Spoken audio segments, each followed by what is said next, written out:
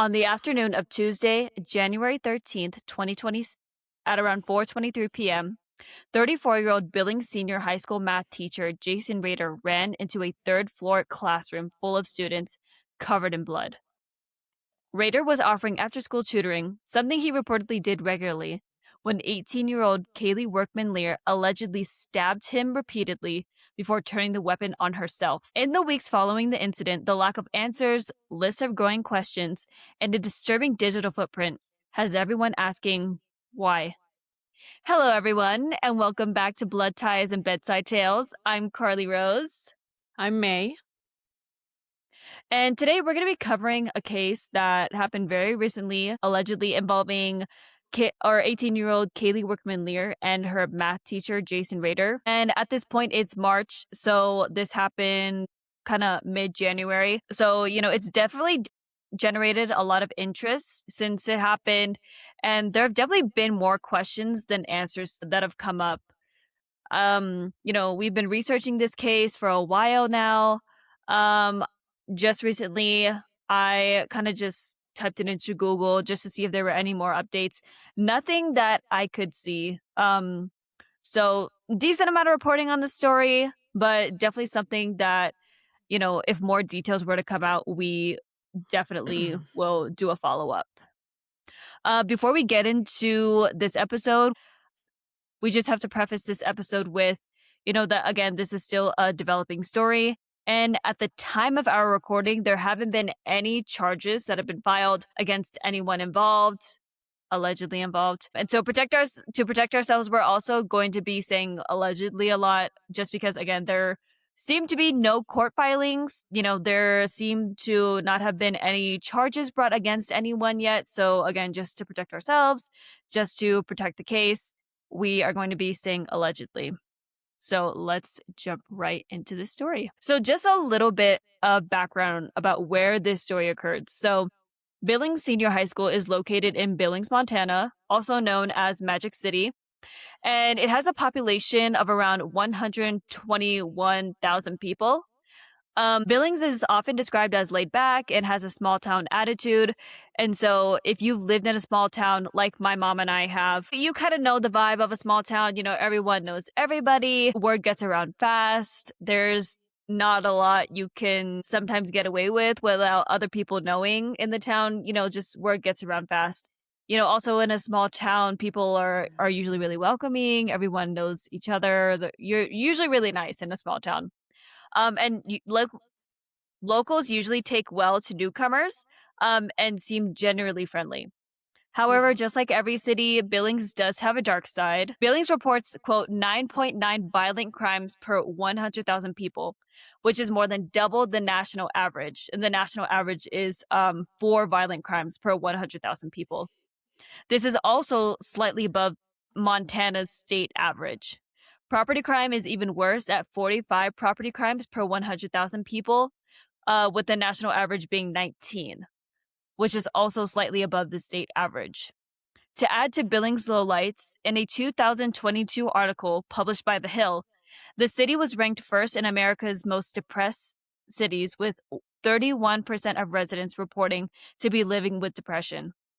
A combination of factors such as, quote, economic challenges, social issues, and environmental conditions seem to contribute to the city's unfavorable rankings, end quote. So let's get into the case details surrounding this event. And, like Harley Rose mentioned, a lot of this is still under speculation, and everything that we mention here is solely our opinion. We're not experts, we're not law enforcement, we're not doctors. So take everything with a grain of salt. So, pertaining to the case details surrounding this incident, let's go back to Tuesday, January 13th, which seemed like just any other normal day for Billings senior high school students. When the school bell rang, students flooded the hallways and dispersed to practice and other extracurricular activities, while others went home. According to volunteer wrestling coach Wade Austin, the scheduled wrestling practice was interrupted by reports that the school was on lockdown. after a stabbing had taken place on the third floor involving a teacher and a student. So at this point, not a whole lot was known around the school. As word got around, the school, faculty, staff, and students started ushering each other out of the hallways and into classrooms, locking doors, turning off the lights, and sheltering in place. Basically doing what they can to get out of harm's way. People at this point did not know what was going on, what was transpiring in the building. Meanwhile, on the third floor, math teacher Jason Rader was conducting after school tutoring for students who needed extra help. And reports say that sometime around 4:23 p.m. is when 18-year-old Kaylie Wirkman Lear allegedly stabbed Rader, then turned the knife on herself, sustaining stab wounds in her neck. Rader then supposedly ran to another classroom down the hallway, which at the time was full of students. And he was at this point in desperate need of medical attention. When the first responders arrived at Billings Senior High School, it's reported that both Jason and Kaylie were transported to a local hospital where they both were in stable condition. They have both since been released from that hospital and are recovering from non-life threatening injuries. On Wednesday, January 14th, all classes and school activities were canceled, understandably so, right? Because of what had transpired. And students returned on Thursday, January 15th. The school provided mental health counselors for students following their return, which is properly standard protocol when you have that type of incident happen. Pretty nerve wracking. I can only imagine. Understandably, returning to school that Thursday felt extremely unsettling for students. Some of the students felt like it was too soon and that they pretty much had to pretend that, everything was back to normal when clearly it wasn't. One student reported that the energy felt off, while another said that she could tell others were visibly scared. I would be too if something like that happened at my high school. I probably would not be in school for a while. Reports say that Jason Rader's classroom was empty and his class were being taught by a substitute teacher in a different room. Most likely because it was still being processed. His classroom, rather, was being processed since it appeared to be the scene of a crime. And there's just no way you can hold classes in there, especially after what happened. Pretty traumatic. And it's pretty traumatic, not just for folks that weren't directly involved in the incident, but everyone that knew about it, especially the students. But which is kind of interesting because in 2023, there was an audit that was performed for the Billings Public Schools, which resulted in over 50 recommendations proposed in order to enhance safety for students and staff. These measures included, quote, installation of consistent camera systems, upgrades to the PA system and intercom systems, gang prevention activities, additional emergency response training for staff, which I think should have included students as well, the establishment of a security operations center, deployment of more school resource officers, they're sometimes referred to as ROs, increased mental health specialists, implementation of a visitor management system, provision of AED systems for all schools, additional nursing staff, and more, end quote. Standard things which I think should be best practices anyway. But it sounds like, and we need to look into this, it sounds like a lot of those recommendations, if not all of them, were not really implemented.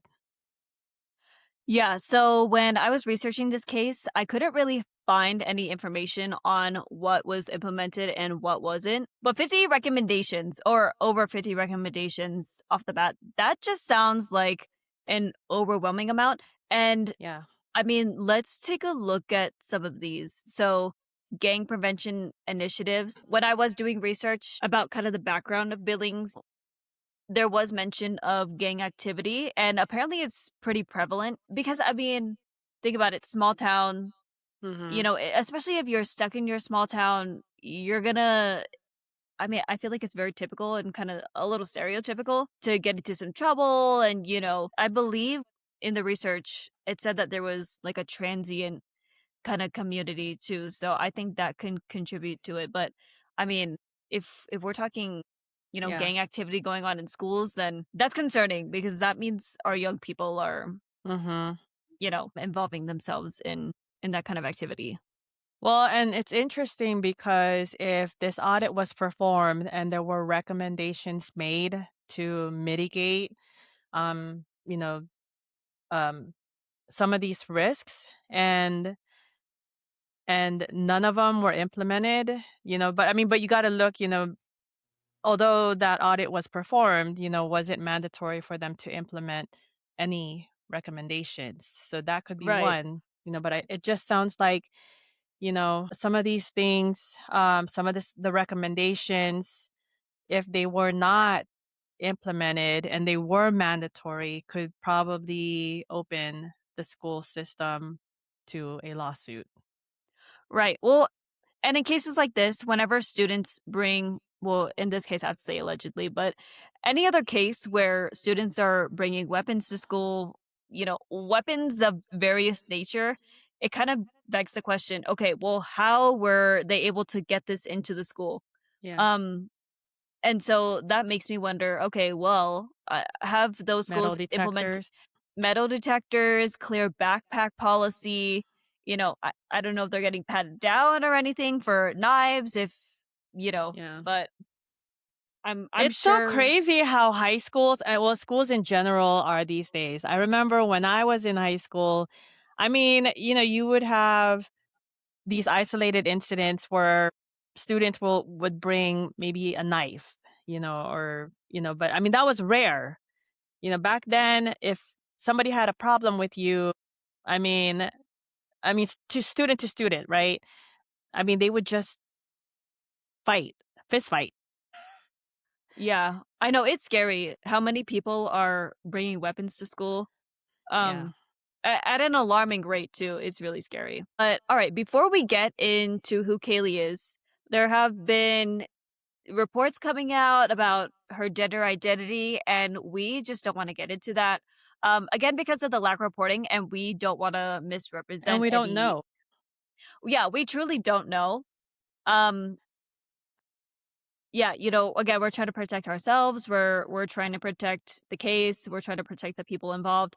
So we're not going to be touching on gender identity as much, but Mhm. other content creators have definitely found out some different details on that. So if you are interested in that part, you can definitely go look because that information is out there. But what we do know is according to her Instagram and a post made on January 4th, she turned 18 around that time. And at her handle at I'm really pretty with 3 L's, she mainly posts fashion and OOTD style content on her Instagram and TikTok and has documented her interest in fashion through various boards on her Pinterest account. It's through her social media accounts that internet sleuths have stirred up much speculation regarding the motive of the alleged attack that occurred on January 13th. On her TikTok account, there are several disturbing reposts that have been picked apart and analyzed due to their content. Kaylee reposted several TikToks involving scenes from the 2013 film Palo Alto, starring Emma Roberts and James Franco. And I had never heard of this movie before, never watched this movie, still haven't watched it, but just did a little bit of research on it. And apparently, in this film, Emma Roberts plays a teenage student and James Franco plays her soccer coach, and the two end up engaging in an inappropriate relationship initiated by James Franco's character. And unfortunately, we're living at a time where inappropriate teacher student relationships are, being reported at an alarming rate. And I hate to call it normal. And I'm still not going to call it normal today, but again, they're just being reported at an alarming rate. I feel like Mhm. whenever I go on YouTube, I follow the Law and Crime Network on YouTube. It seems like every week I'm going on YouTube, I'm seeing a different story of a teacher who's being disgusting and just who's not acting right and who's taking advantage of, their position. But they always Male end up in and jail, female. male and female. So we can't just say, "Oh, it's just male teachers. It's just female." No, it's both. Yeah. And they shouldn't these kinds of people should not be around our children. So, I believe this is why many are speculating that there could have been an inappropriate relationship between Jason and Kaylee, and that's why the alleged attack happened. And these reposts add more fuel to that fire. And other eerie reposts on her social media accounts have pointed to the volume of Jodi Arias content Kaylee appeared to be viewing. There are several TikToks of Jodi Arias that Kaylee has reposted, as well as pins and one of her Pinterest boards depicting various images of Jodi Arias. For those who don't know, Jodi Arias was charged in the 2008 first degree murder of her boyfriend, Travis Alexander, after she stabbed him 27 times and shot him in the head while he showered. It is reported that Mhm. Jodi had an unhealthy obsession with Travis, and despite him trying to end the relationship, her obsession with him only grew until it ultimately became deadly.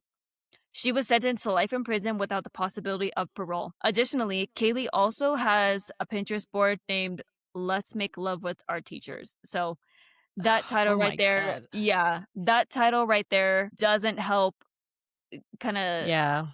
We're gonna get into theories here in the next part, but what do you think Yeah. about that? What are your initial thoughts just after hearing that? I mean, it's just very suspicious right off the bat. And again, all of it is speculation. She allegedly stabbed her teacher, and she has a Pinterest board named Let's Make Love with Our Teachers. I mean, that's just not something.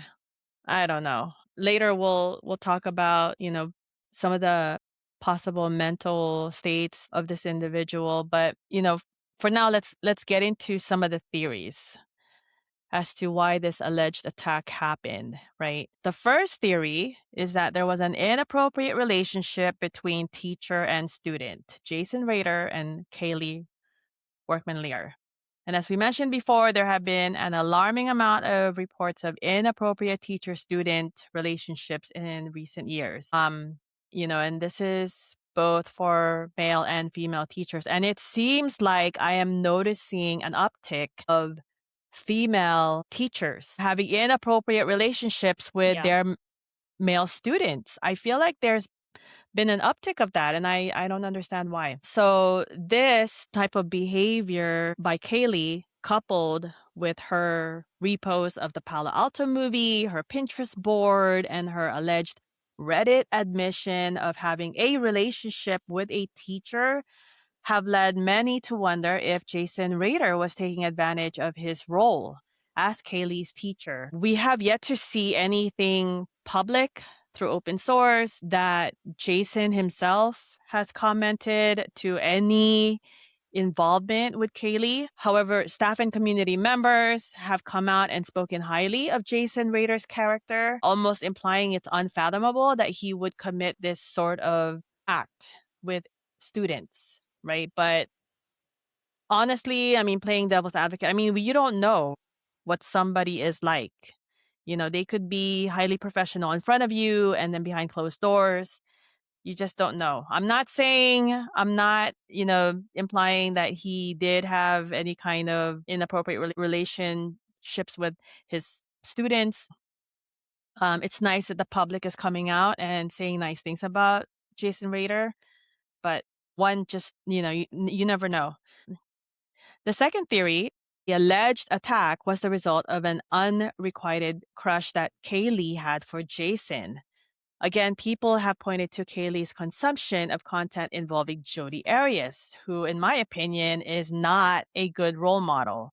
And then Kaylee's Pinterest board and the movie Palo Alto references, which, as Carly was mentioned, depicts an inappropriate relationship between a student and a teacher, which, like you, I have not seen the movie, and regarding Jodi Arias, the Jodi Arias connection, this case is interesting because, as mentioned before, Jodi Arias murdered her boyfriend, Travis Alexander. And early on their relationship, friends of Travis started noticing some odd behavior that Jodi was exhibiting. So the two broke up in 2007 after meeting for the first time in September of the previous year and were on and off. And that should have been red flags, right? Like most people, when we go through breakups, we cry it out, we let ourselves be sad, but we eventually make it to a point where we just wake up one day and we finally feel like we're going to be okay and we move on with life. That's not what happened with Jodi Arias.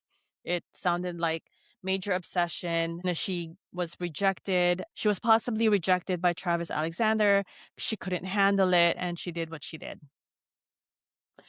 Yeah, and if anyone wants us to cover this case, we definitely can. I mean, there's like many cases, this one was very infamous, very popular, and it's been covered many times over.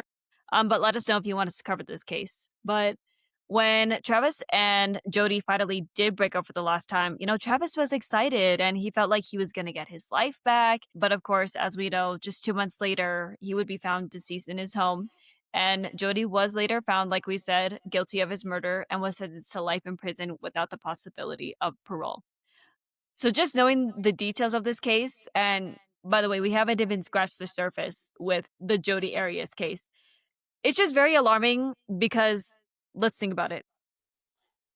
Kaylee most likely was not just viewing this content when she turned 18. She just turned 18 early January.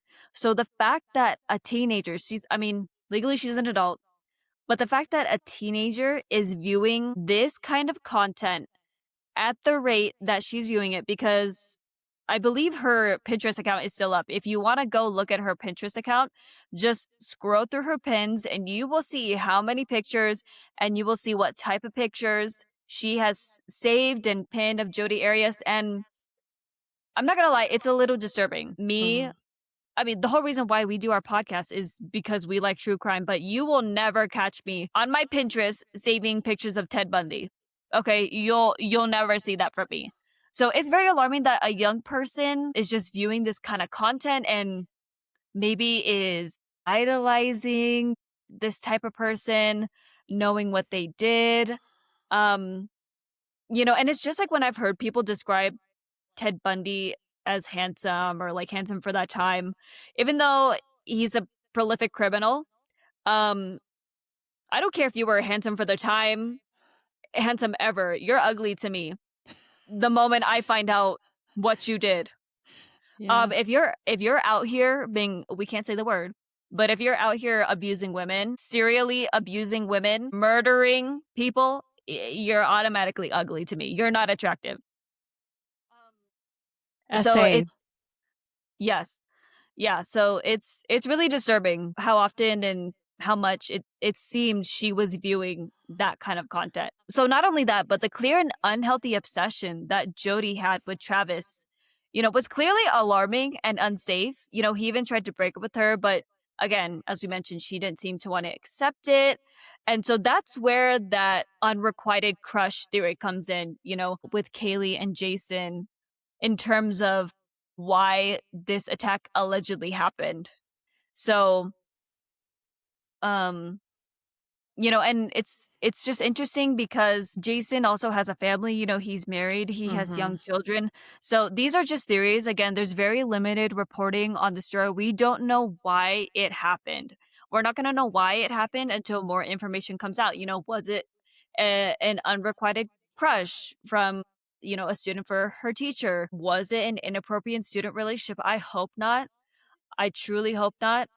And especially because, the community, the Billings community has seemed to really come out and kind of vouch for Jason.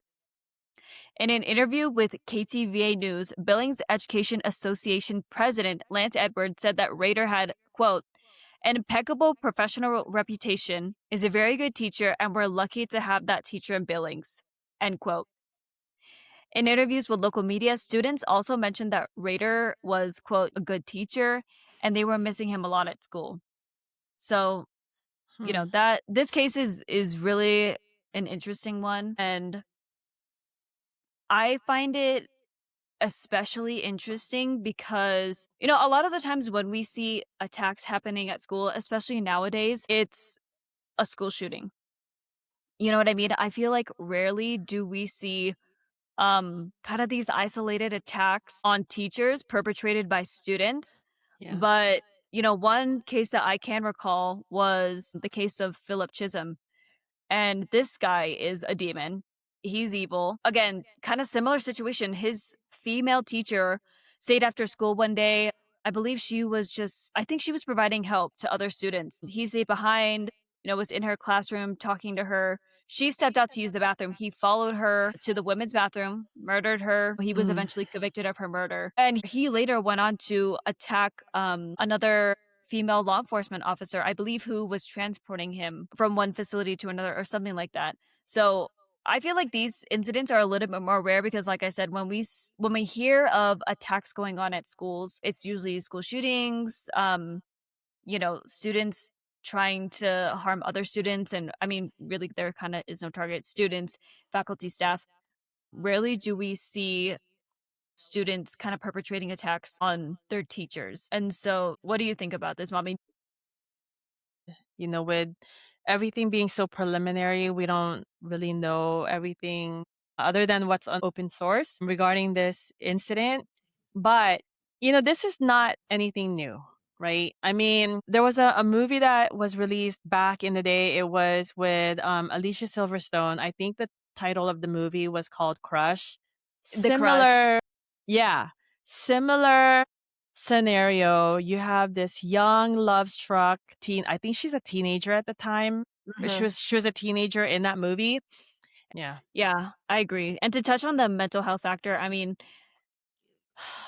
anytime anything like this is perpetrated by anyone, I mean, they can't be in the right mental space. And parents have to know what your children are doing on their social media, on their phones, Yeah. because we live in a day and age where, predators are all over the place. They're Yeah. on social media, they're all over the internet. So you as a parent, it's more important than ever to be involved. Well, so just speaking from personal experience, definitely when we first got phones, you were definitely in our phones a lot. But as we got into high school, I don't remember you ever like physically going through my phone and everything. Well, because I think you really trusted me. But as far as monitoring what we posted, I mean, you followed us. And I don't think you ever had to talk to me. You always had to talk to Kuya because of the pictures he was posting with the middle finger up. So Yeah. yeah. Well, and so I agree because a lot of crimes, there was another crime that just happened. Well, I mean, there's so many with teenagers, especially with teenagers and Mhm. social media. It's social media that is just adding a whole other layer to this case because, I mean, all teenagers have it, all teenagers are using it to communicate. And we do need to be monitoring it. I mean, Mhm. just like you would monitor games or, what your kids are watching, I mean, you're the parent, you know what I mean? Don't assume that you are, you know, invading because I mean, you pay for the phone. You allow Right. them to have the phone. So Yeah. you have the right. Yeah. That's a privilege. Having a phone, having a social media is a privilege. So, yes, I agree. We should be monitoring our kids' platforms and everything because I mean, let's be real. You know more than anyone, teenagers are good at hiding stuff. They Yeah. just are. And I mean, with all the access we have to like I mean, Google is free. Mhm. I mean, kids are just good at hiding stuff. Well, and social media, the internet, these are all hunting grounds for predators, Yeah. and yeah, and I think it also has something to do with culture, Mhm. because I think for the most part in the Filipino culture, you're right. You know, if I'm paying for your phone, I can go on your phone and look at what you're doing because I'm Right. paying for it. It's a privilege, until, you're paying for your phone on your own, I have every right to go on your phone and see what you're doing. And I Mhm. think, some parents today, they feel like it's an invasion of privacy or, I don't think so. I think for the most part, it's helping your children stay safe online, especially now. Oh yeah, for sure. And come on, at the end of the day, I mean, I was a teenager, we were all teenagers. This is the difference between you and me. lived my teenage years with technology, like more, more advanced technology. I think you had a cell phone, right? I had a cell phone, I had a pager. Yeah. See, so I mean, with especially with the added factor of social media, I don't know, the safety of our children again because of everything that's coming out about child trafficking. I mean, just all Yeah. everything. The safety of our children matters more than your teenager being mad at you because you want to put controls on their phone, you want to put controls on their social media. I mean, how many reports have we heard of where you have a teenager, they meet up in person with somebody that they met online, and then that teenager never comes home? There's Yeah. countless reports out there. So I don't know why, as a parent, you would not monitor your child's social media and internet footprint. Yeah. Exactly. Especially what they post because I mean, you know what they say, the internet is forever. I mean, Yeah. even if you delete something, I hate to say it, the digital footprint is extensive. So a lot of this is not gonna go away just with the Yeah. snap of a finger, you know what I mean? I think as a parent, if you go on your kid's social media and you see something to the effect of your child not worshiping, but idolizing Jodi Yeah. Arias. I mean, that's a red flag. Yes. That woman is not someone to be idolized. Yeah. But this, like I said, this case is really interesting. Um, I'm just waiting for more details to come out because, of Yeah. course, if more details come out, we'll do a follow-up episode. Because I'd really like to see how this case progresses. Mhm. Um, you know, we'll we can do a follow-up episode on this case if more Yeah. details come out. All right. Well, that wraps up this week's episode. And as mentioned before, this case is still developing, so we will do a follow-up episode when more information comes out. Hopefully more does. But thank you all for watching and listening, and we'll see you in the next episode. Thank you for tuning in, everyone. Have a good night.